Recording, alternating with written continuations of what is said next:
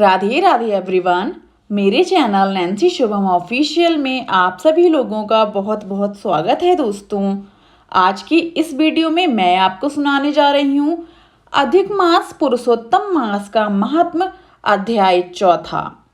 पहला अध्याय, दूसरा अध्याय, तीसरा अध्याय ऑलरेडी मेरे चैनल पर अपलोड है, आप वहाँ पर जाकर देख सकते हैं। तो आइए मैं शुरू करती हूँ अध्याय चौथा।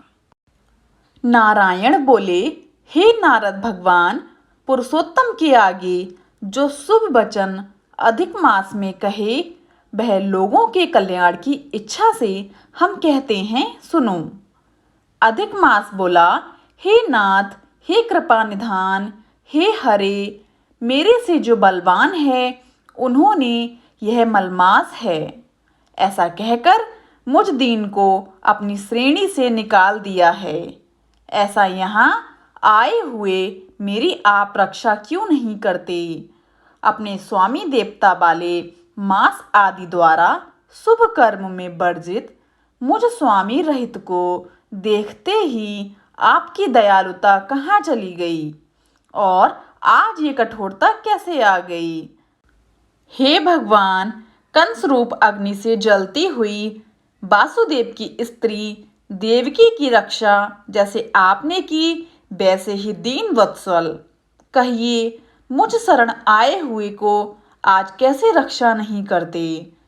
पहले द्रुपद राजा की कन्या द्रौपदी की दुशासन के दुख से जैसे आपने रक्षा की वैसे ही दीन दयालु कहिए मुझे शरण आए कि आज कैसे रक्षा नहीं करते? यमुना में कालिया नाग के विष से गौ चराने वालों तथा पशुओं को अपने जैसे रक्षा की वैसे ही दीन वत्सल कहिए मुझ शरण आए कि आज कैसे रक्षा नहीं करते? पशु और पक्षियों को पालने वाले एवं पशुपालकों की स्त्रियों की जैसे पहले ब्रज सरकंडों के वन में लगी हुई अग्नि इसे आप रक्षा की पहले वैसे ही दीन वत्सल कहिए मुझे शरण में आए हुए की आज रक्षा नहीं करते। मगध देश के राजा जरासंध के बंधन से राजाओं की जैसी रक्षा की है वैसे ही दीन वत्सल कहिए मुझे शरण में आए हुए की आज कैसे रक्षा नहीं करते? आपने ग्राहक के मुख से गजराज को झट आकर जैसे रक्षा की वैसे ही दीन वत्सल मुझ शरण में आए कि आज रक्षा कैसे नहीं करते? श्री नारायण बोले, इस प्रकार भगवान को कहे स्वामी रहित मलमास आंसू बहता हुआ मुख लिए जगतपति के सामने चुपचाप खड़ा रहा। उसको रोते देखते ही भगवान शीघ्र ही दर्याद्र हो गए और पास में खड़े दीन मुख मलमास से बोले, श्री हरि बोले, हे वत्स, क्यों इस समय अत्यंत दुख में डूबे हुए हो? ऐसा कौन बड़ा भारी दुख तुम्हारे मन में है? दुख में डूबते हुए तुझको हम बचाएंगे। तुम शोक मत करो, मेरी शरण में आया फिर शोक करने की योग्य नहीं रहता है। यहाँ आकर महादुखी नीच भी शोक नहीं करते। किस लिए तुम यहाँ आकर शोक में अपने मन को दबाए हुए हो? जहाँ आने से ना शोक होता, ना कभी बुढ़ापा आता है, ना मृत्यु का भय रहता है, किंतु नित्य आनंद रहा करता है। इस प्रकार के वैकुंठ में आकर तुम कैसे दुखित हो? तुमको यहाँ पर दुखी देखकर वैकुंठवासी बड़े विस्मय को प्राप्त हो रहे हैं। हे वत्स, तुम कहाँ हो? इस समय तुम मरने की इच्छा क्यों करते हो? श्री नारायण बोले, इस प्रकार भगवान के वचनों को सुनकर बोझ लिया हुआ आदमी जैसे बोझा रखकर श्वास प्रश्वास लेता है, इसी प्रकार श्वासोच्छ्वास लेकर अधिक मास मधुसूदन से बोला। अधिक मास बोला, हे भगवान, आप सर्वव्यापी हैं, आपसे अज्ञात कुछ नहीं है। आकाश की तरह आप विश्व में व्याप्त होकर बैठे हैं। चराचर में व्याप्त विष्णु आप सबके साक्षी हैं, विश्व भर को देखते हैं। विषय की सत्यनिधि में भी विकार शून्य आप में शास्त्र मर्यादा के अनुसार सब भूत स्थित हैं। हे जगन्नाथ, आपके बिना कुछ भी नहीं है। क्या आप मुझे भाग्य के कष्ट को नहीं जानते?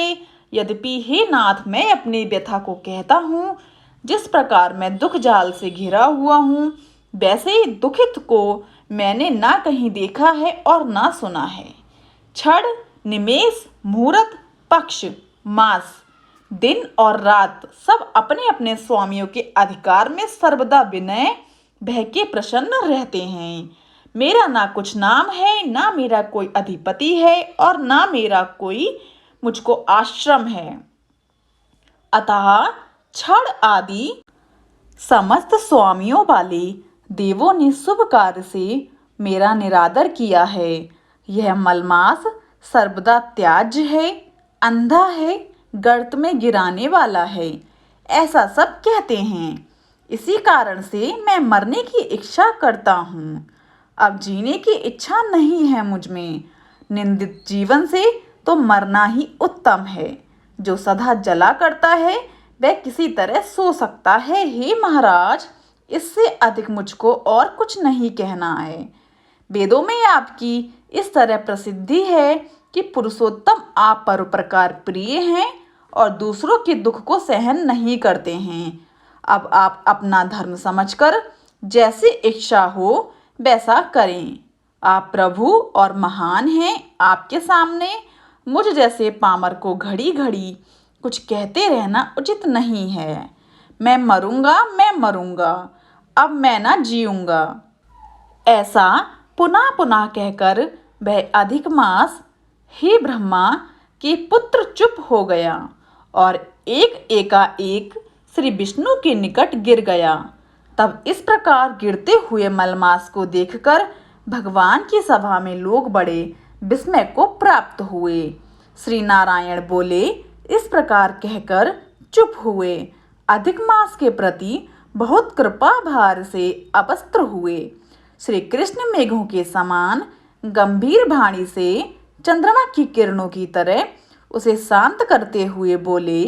सूत जी बोले, हे विप्रो, वेद रूप रिद्धि के आश्रित नारायण का पापों के समूह रूप समुद्र को शोषण करने वाला बड़बानल अग्नि के समान वचन सुनकर प्रसन्न हुए।